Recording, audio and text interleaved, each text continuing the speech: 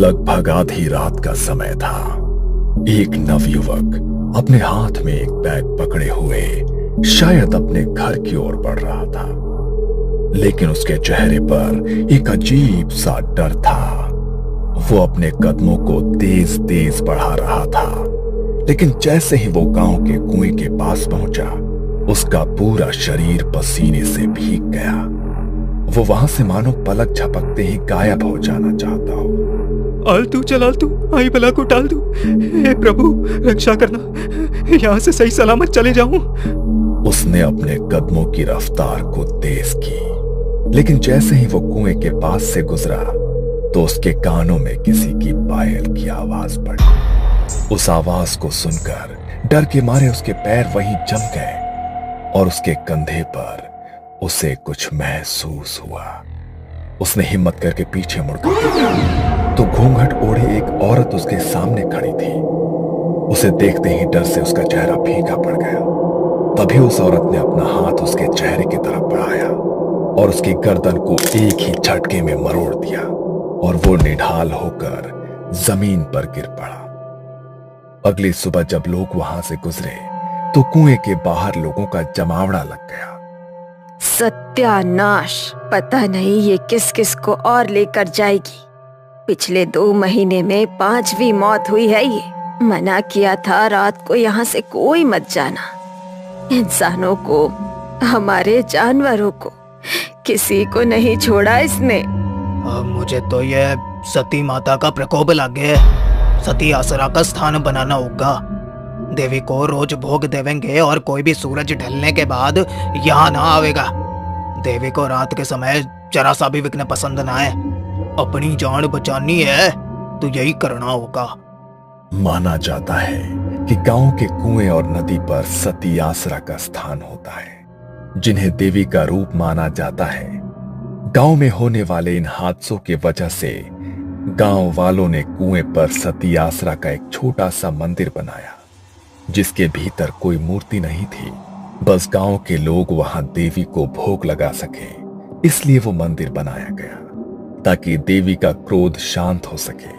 लेकिन उसके बाद भी गांव में होने वाले वो हादसे नहीं रुके। तभी एक रात काले कपड़े पहने एक लड़की, जिसने अपने चेहरे को काली शॉल से ढका हुआ था, अपने हाथ में एक काले रंग की पोटली लिए हुए थी। सती आसरा के डर से अब रात को कोई भी कुएं के पास नहीं भटकता था, इसलिए गहरी काली अंधेरी रात में वो अकेली कुएं के पास अपना आसन लगाकर बैठी और कुएं पर थोड़ी हल्दी कुमकुम और अपनी उंगली से काट कर रक्त का चढ़ावा किया और तेल का एक दीपक भी जलाया।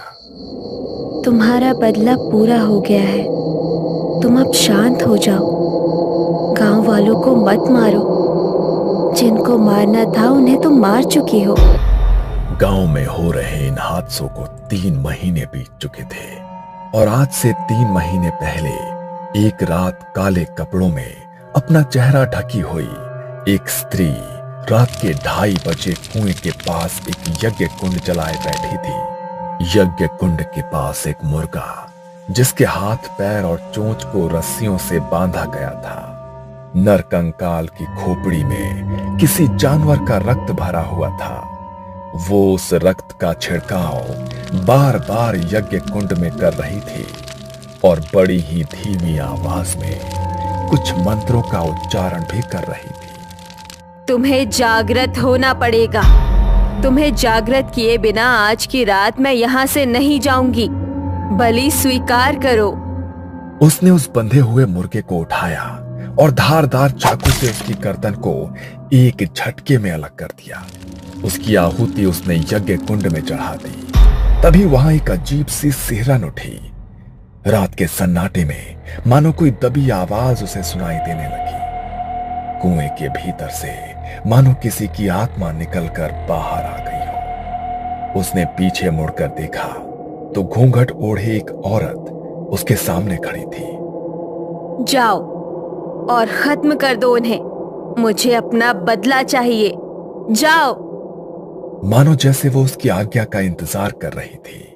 उसके इतना कहते ही वो गांव की ओर बढ़ी और एक घर के बाहर जाकर रुक गई। दरवाजे पर ठक ठक की आवाज हुई। अरे इतनी रात को कौन आया है?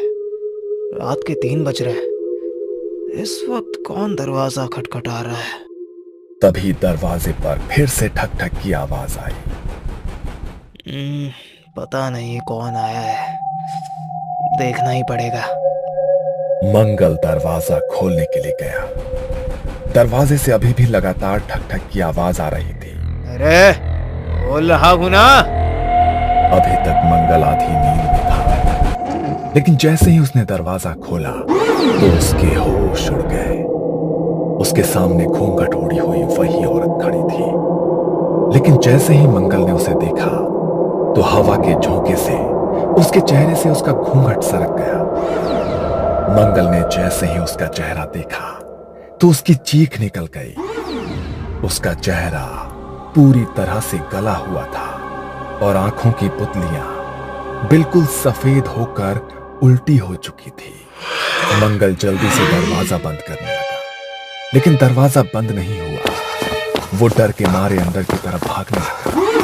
तभी उस भयानक औरत ने उसकी गर्दन को अपने हाथों में जकड़ लिया और एक ही झटके में उसकी गर्दन को मरोड़ डाला और उसके चेहरे के मांस को बुरी तरह से नोच डाला।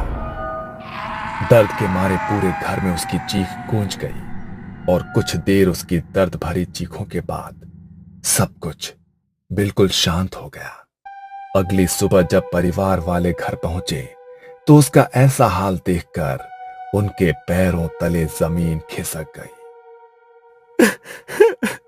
ये क्या हो गया मेरे भाई को?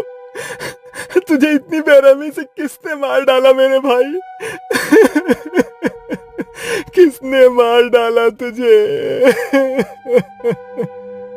अभी तो सिर्फ इसकी जान गई है, अभी तो तेरा मरना बाकी है। जितनी बेरहमी से इसकी मौत हुई है, उससे ज्यादा बेरहमी से अब तू मारा जाएगा। राजेश अपने भाई से लिपटकर बिलख बिलख कर रो रहा था। उसने गांव वालों के साथ जाकर अपने भाई का अंतिम संस्कार किया। रात को वो अपने भाई की तस्वीर को अपने हाथों में लिए रो रहा था। मत रो बेटा, भगवान ने हमारी जिंदगी में यही दुख लिखा था। पहले मेरा बड़ा बेटा चल बसा और अब मंगल। ना जाने किसका श्राप लग गया है हमारे घर को। एक के बाद एक अनहोनी घटती ही जा रही है। मंगल की मौत कोई सामान्य मौत नहीं है माँ। किसी ने जानबूझकर मारा है उसे। उसकी हालत नहीं देखी क्या तुमने? कैसे उसके चेहरे पर पूरा मांस नोचा हुआ था।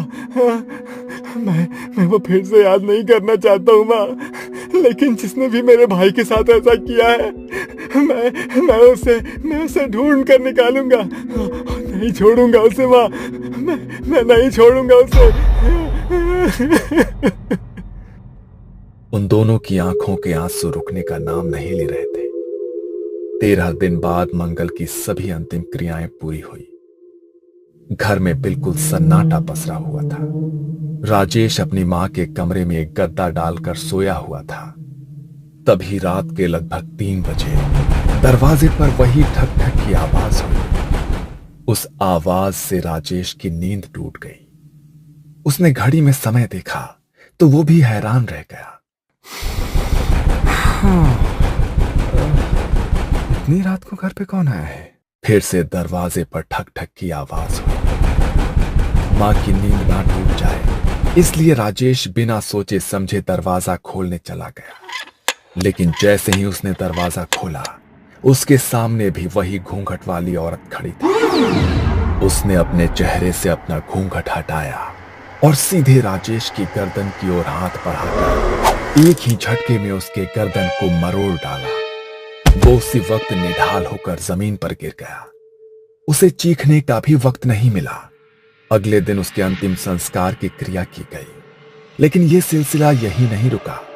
जैसे ही राजेश की मौत के 13 दिन बाद उसकी अंतिम क्रियाएं पूरी की गई, तो उसके अगले दिन घर के आंगन में उनकी मां का मृत शरीर मिला, जिनके चेहरे का मांस मानो किसी वैशी दरिंदे ने नोच लिया हो। सबसे बदकिस्मती की बात यह थी कि उनका क्रियाकर्म करने के लिए अब घर में कोई भी उनका वारिस, कोई भी सदस्य नहीं बचा था। ना जाने इनके परिवार को तो किसकी नजर लग गई है। तीनों बच्चे मर गए, राधा भी मारी गई। इन तीनों की मौत ही सामान्य ना है।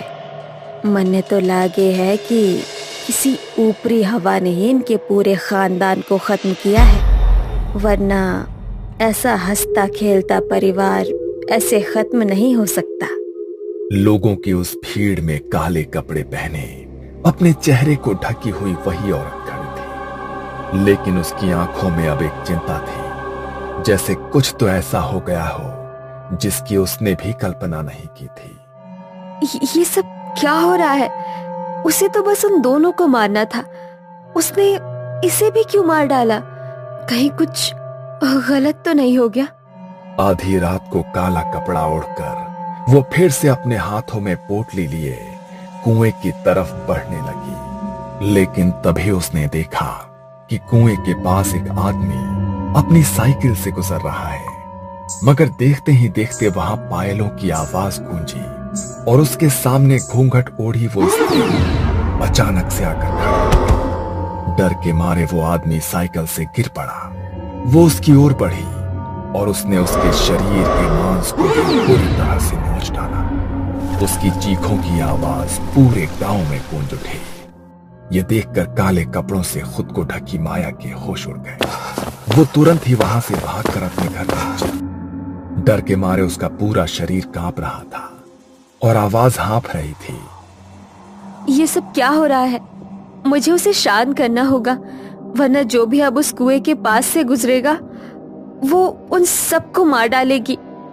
उसने उसे शांत करने की बहुत बार कोशिश की, लेकिन गांव में होने वाली मौतों की संख्या कम होने की बजाय दिन प्रतिदिन बढ़ती जा रही थी। इन हादसों को 3 महीने बीत चुके थे।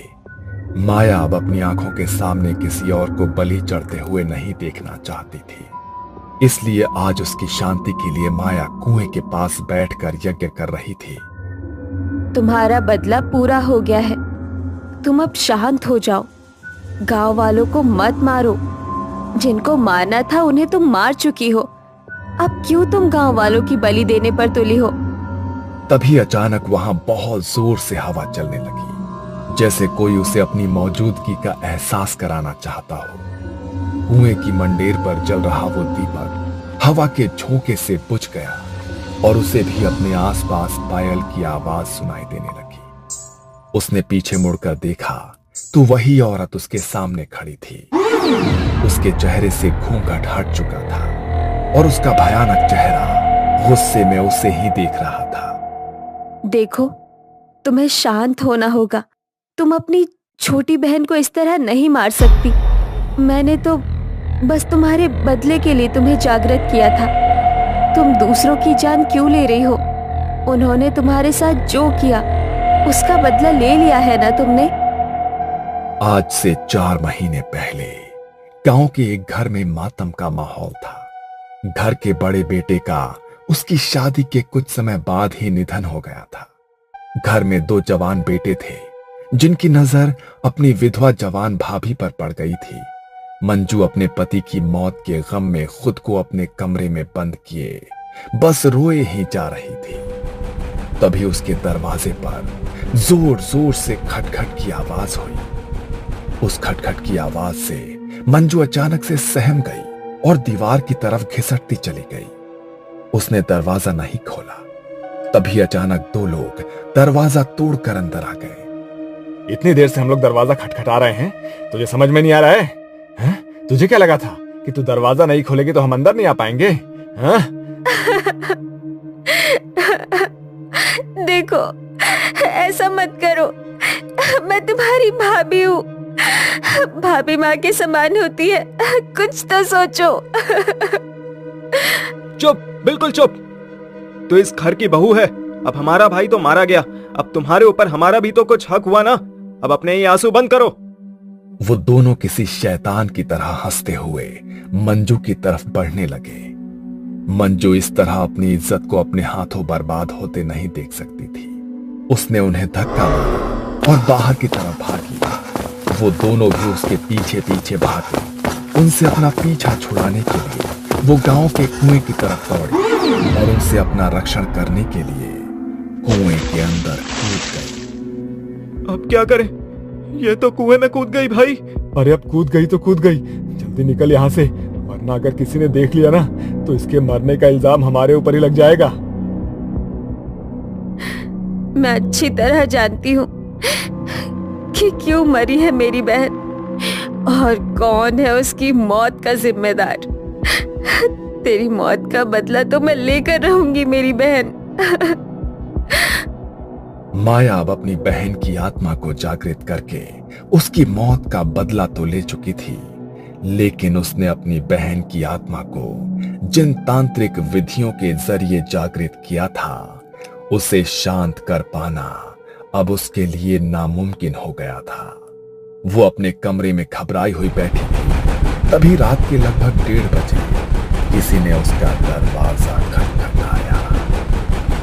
इतनी रात के कौन आया है?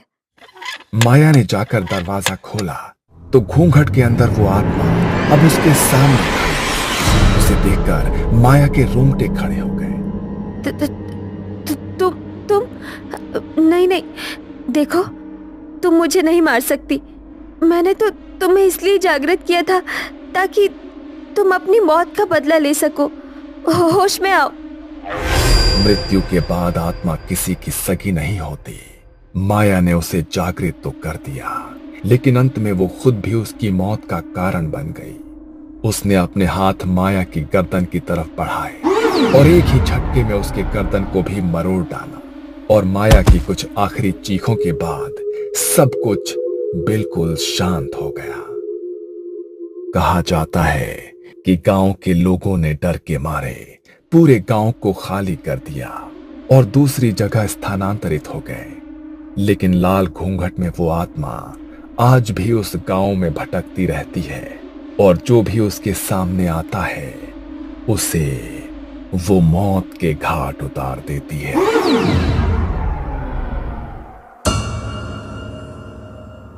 ये कहानी आपको अच्छी लगी हो तो हमें सब्सक्राइब करें, हमारा इंस्टाग्राम और फेसबुक पेज जरूर फॉलो करें। अगर आपके पास ऐसी ही कोई कहानी हो तो हमें कमेंट बॉक्स में भेजें। हम कोशिश करेंगे कि अगली एनिमेटेड स्टोरी आपकी होगी।